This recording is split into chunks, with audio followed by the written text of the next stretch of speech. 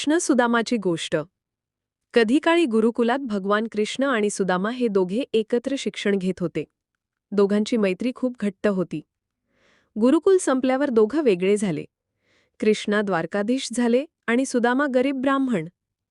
सुदामाच्या घरी खूप दारिद्र्य होतं. त्याची पत्नी त्याला म्हणाली, तुम्ही तुमच्या मित्राकडे जा, ते तुम्हाला मदत करतील. अनिच्छेने पण पत्नीच्या आग्रहामुळे सुदामा द्वारकेला गेला. जाताना त्याने शिदोरीत थोडे तांदळाचे पोहे बांधले. तेच तो कृष्णाला भेट म्हणून घेऊन गेला.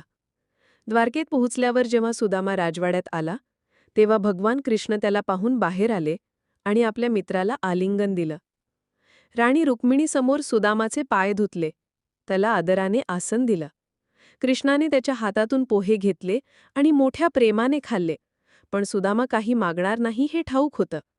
म्हणून कृष्णाने काही न सांगता त्याच्या घरचं रूपांतर महालात करून टाकलं. सुदामा परतला तेव्हा त्याने पाहिलं की त्याची झोपडी सुंदर महाल झाली आहे. हे सर्व पाहून त्याच्या डोळ्यात अश्रू आले. त्याला कळलं की हे सगळं त्याच्या मित्राच्या प्रेमामुळे